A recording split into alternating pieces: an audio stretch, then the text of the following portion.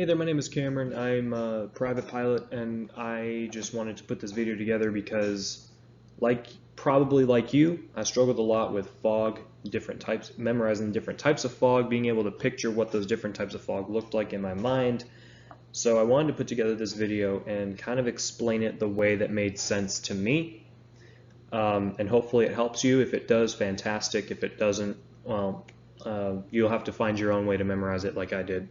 Hopefully this helps you though. Hopefully you won't have to do that. So the first thing that we're going to talk about is a learning aid that I picked up from my training that seems to work very well. I've heard it applied a lot across the industry by a lot of different people, and I've heard it a lot over the past couple of years. There's a few different ones out there. There's Seraph. That's the only other one I can think of off the top of my head right this second. But the one that we're going to talk about today is USA Price. USA Price. Now, for the purposes of this presentation, we're going to go through these in the order that they're listed in this acronym. And we're going to walk through it step by step together here in just a second. But one thing I do want to point out is that the last three letters of this acronym, ICE, are actually not part of the acronym. They're an actual word, okay? That stands for ice fog, which we'll get to at the very end of the presentation because that's the last thing in the acronym, in the learning aid. This is something you can carry with you through your entire career, that you can use multiple times over, that you can use to memorize the different types of fog. And we're also going to talk about why these certain types of fogs are dangerous to you as a pilot. I'm a helicopter pilot. I do a lot of low-level stuff. For airplanes, fog isn't quite as, it's still dangerous, but in a different way for airplanes than it is with helicopters. We're more prone to be in the fog because we're low level most of the time. We're doing stuff at or below 500 feet, sometimes 800 feet. It just depends on what the job calls for, right? So the first one, the first letter in USA Price is the letter U, and that's for upslope fog, okay? So upslope fog is something we're going to talk about in a minute, but I just want to run through these step by step. So you got upslope fog. They have steam fog, right? You have the stuff that comes up off the water. We'll talk about that in a minute. We have advection fog, precipitation fog, or otherwise known as rain fog, radiation fog, stuff you see in the fields in the morning, and last but not least, we have ice fog. Actually, it is probably least because you're probably not going to see that if you're doing a lot of continental U.S. flying. So yeah, that's the learning acronym. Okay, so that's going to help you throughout your career. Hopefully that'll help you now, kind of get it in your head, and also it'll let you know what my frame of reference is as we go through these. So let's start with upslope fog. Now, upslope fog is something that occurs in moist, stable air. When that moist, stable air is forced up a sloping landmass like a mountain or some kind of upslope, usually a mountain, by winds that are about 5 to 15 knots. The cooling that occurs due to the elevation gained, it cools the air down and it causes fog to form, and it gives the appearance that it's being pushed up the side of the mountain. What is it why does the temperature drop cause the fog? Because the temperature drops, the temperature drops in the air below its dew point, and that causes upslope fog, which is why as a pilot you're constantly, if the dew spread is very small and it's shrinking, let's say it's only 3 or 4 degrees and it's shrinking, that should be a very big indicator to you that you just need to stay on the ground. You shouldn't go fly, because you're probably going to run into the risk of running into fog somewhere. So let's take a look at what that looks like. Yeah, so that's what upslope fog looks like. You can see it's being pushed up the side of the mountain there on the left-hand side of the mountain. And you can also kind of see the low pressure side of the mountain is also kind of pulling a lot of it down back towards it. The stuff that does get up over top of the mountain getting kind of pulled back down towards it a little bit. It's kind of interesting. Side point, but it's interesting. So steam fog, this is something you've probably seen before on a cool, dry winter, on a cold, not cool, cold, dry winter morning over a pond or a lake or something like that. I've seen it even coming out of storm drains in the morning, kind of an eerie look with the steam coming up out of the storm drains early in the morning, and there's no one else around and the sun hasn't come up yet and you're seeing it in the headlights. It's eerie, but that's steam fog. Now, this is seen on very cold, dry mornings when that cold, dry air that we just talked about moves over relatively warm water, and by relatively I mean only slightly warmer than the ambient air. The water then evaporates and it rises upward and it resembles wispy rising smoke. Light winds, cold air, and moving over warm water are the most conducive conditions for that to happen. For example, if you're boiling water, right before the water starts to actually boil, you usually see when the water is still still, you'll see the little tiny whiffs of steam coming up off the water.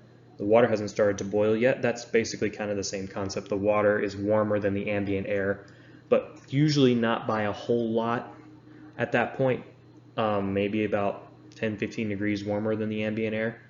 But in reality, in this situation, it's only going to be by a couple degrees difference. Yeah, so this is what steam fog looks like. This is obviously a lake in a mountain, in a mountain valley. Again, really common to see this. You're probably not going to see this along a coastline, right? Because typically, along a coastline, it doesn't really get cold enough to do this. Plus, the water is usually just not going to do this, and that's a whole nother type of fog altogether there. But this is what steam fog looks like in practice, and this is something you have definitely seen before. Even if not like this, you've definitely seen it. So advection fog is most commonly referred to as coastal fog. Now, advection fog forms when a low layer of moist, warm air moves over a cool surface or cooler surface, and is most commonly seen where the wind transports air from warm water to cool land, right? It's referred to, again, as coastal fog since it's most commonly seen in the coastal regions. A colder surface, winds up to 15 knots, and really, really humid air are the most ideal conditions for this type of fog to form. This is something you will see a lot on the West Coast. We see it occasionally here in Florida on our West Coast. By West Coast, I mean California, that area, Oregon. But this is certainly something that I have seen one time in Clearwater / Tampa area. I've only seen it once. Actually, no, I've seen it twice. The last time I saw it, I was working, and we had a golf course, and that hole ran right along the coast, and it it was a humid day. The wind was blowing a little bit off the water, and it just was like really pretty, and then all of a sudden, boom, this fog just absolutely covered the whole area for probably about an hour before the sun finally burned it off. It was pretty interesting to see how, it formed very, very quickly. It was within a matter of 5 minutes, and we were just completely covered in fog, and you couldn't see more than 50, 60 yards ahead of you. But yeah, this is what advection fog looks like. The one I was in wasn't quite this thick. It was close though. But yeah, if you can recognize that bridge, that's the Golden Gate Bridge in San Francisco. Again, very common to see this there. If you do a Google image search of just advection fog, most of the photos you're going to see are going to include the Golden Gate Bridge. Are going to be in the San Francisco area because that's where it's most commonly seen. It should be called San Francisco fog or Golden Gate fog because of how common it is there.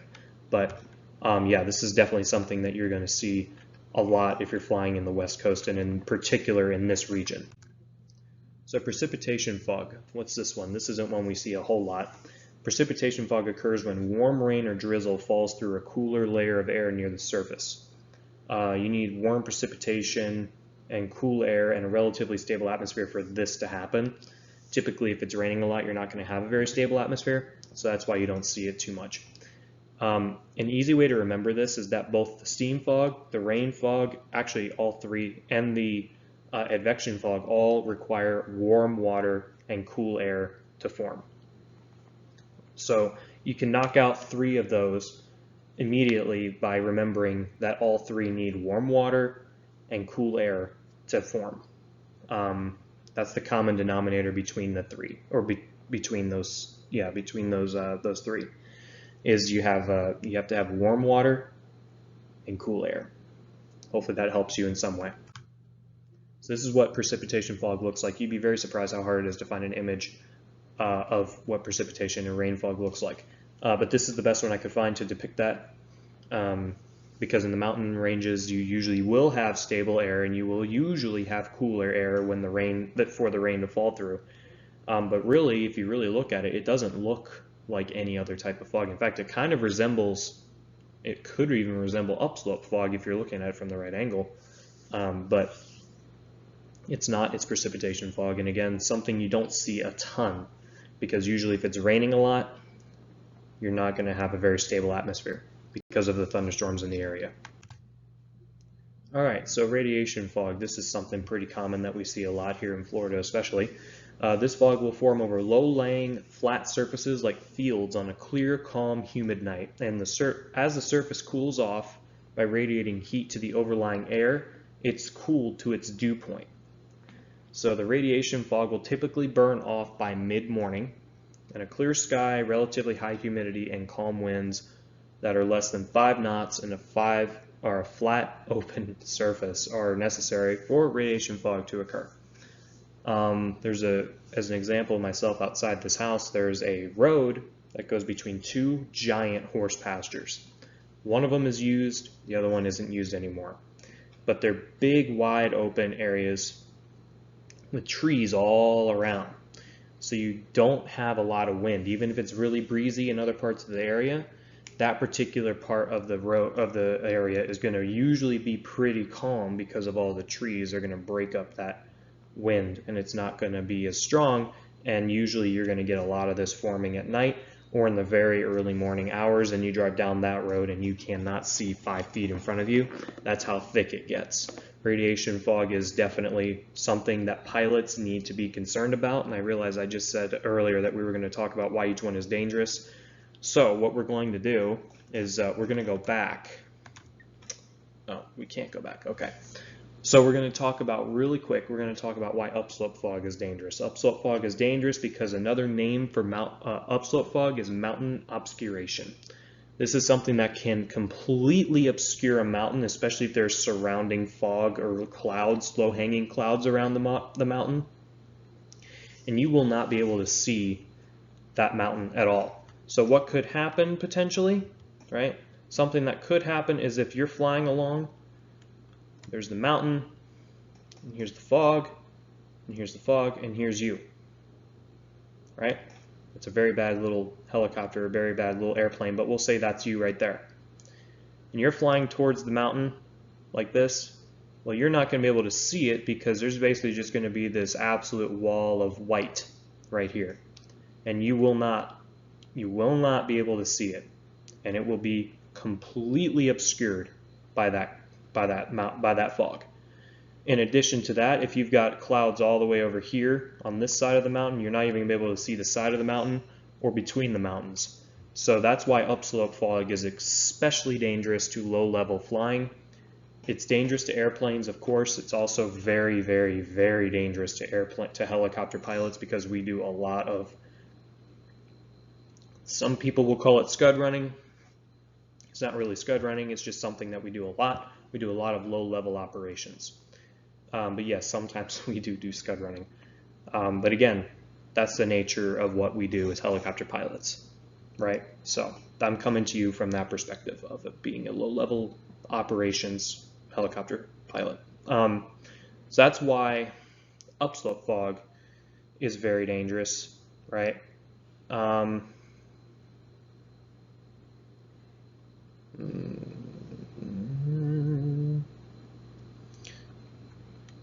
But yeah, that's why upslope fog is dangerous. Now, what about radiation fog? Why would radiation fog be considered dangerous? Well, radiation fog would be considered dangerous because if you've ever been at an airfield, you know that airfields are wide open areas.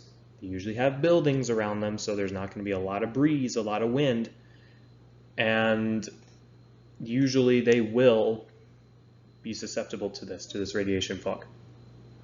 Why is it dangerous? Because if you're trying to land, you won't be able to see the runway, you won't be able to see the airport, you won't be able to see the taxiways, and you won't be able to see any aircraft hidden inside that radiation fog. If it's thick enough, it'll get up high enough to where it'll cover up an entire airplane or helicopter. It'll cover the entire airplane from wheels to the top of the fuselage. It'll just cover it. You won't be able to see it. So if someone takes the runway, maybe you're not monitoring the frequency, maybe you're being a lazy pilot and you're not paying attention.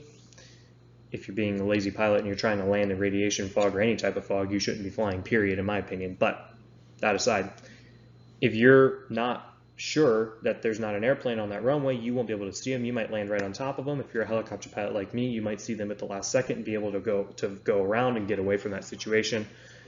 If you're lucky, if you're unlucky, you'll land right on top of them. Now, hopefully, if that's the case, you're a helicopter pilot and you do land on top of them, because we usually, if we feel something that's not right, our first instinct is to go around right away. If you're an airplane, you got those wheels, you're probably going to hook onto maybe the vertical stabilizer of an airplane. Or if you're an airplane landing on top of a helicopter, or a helicopter landing on top of another helicopter, just dangerous stuff. I don't need to tell anybody that. So radiation fog, very dangerous, especially for any type of pilot that's flying out of any type of airport where there is this potential for this to happen. It happens a lot here in Florida. It happens a lot in warmer regions. You need to be careful about this. So let's take a look at what this looks like. Yep, that's radiation fog. I've already pretty much talked through it. That's radiation fog. That's what it looks like in a field, in an airport environment. It's gonna look like a giant.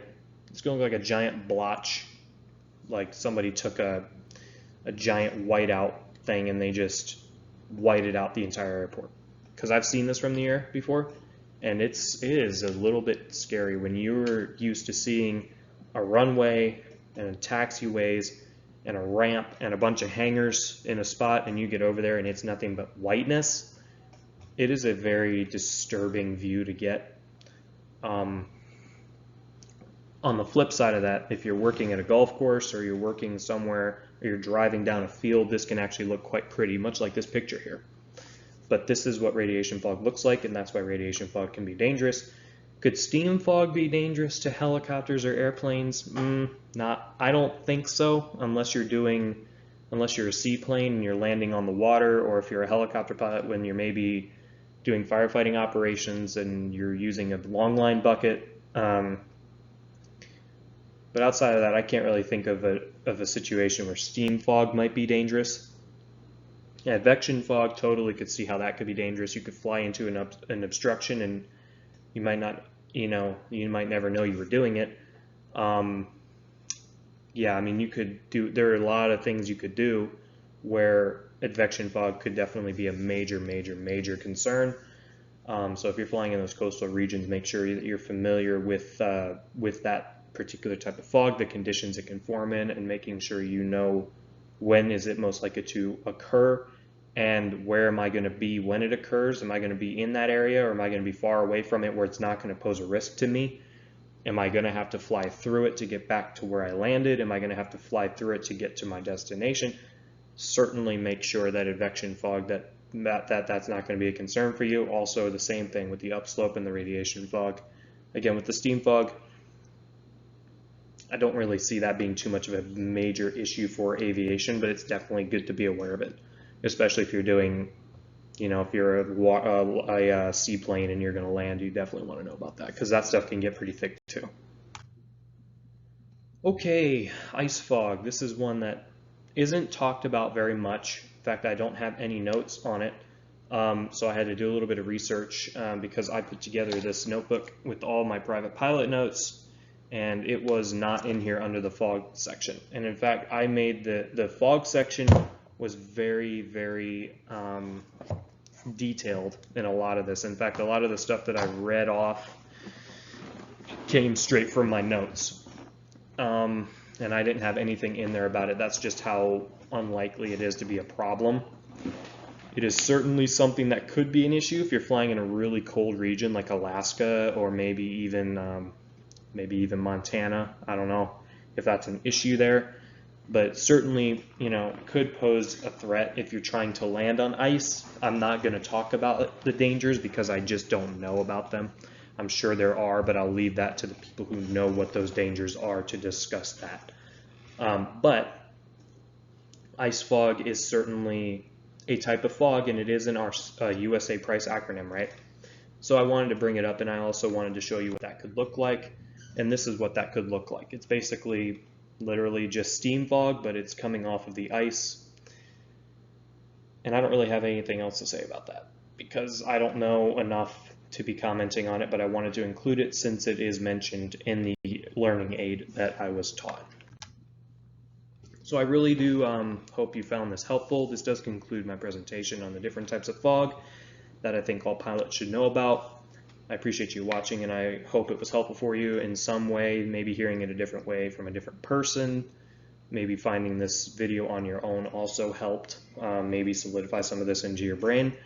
When I was in flight training, I really sucked at weather, and I decided I was going to study it as hard as I could so I'd never suck at weather again. So if there's any other weather topics that you think I should talk about, thunderstorms, weather resources like airmets, sigmets, convective sigmets, and things like that, please let me know down below. Also leave a like on the video if you liked it and enjoyed it. I hope that I was helpful for you. And again, if you think that there's any other topic, weather-related topic that you'd like me to cover, go ahead and leave a comment down below, and I'll see you guys in the next one.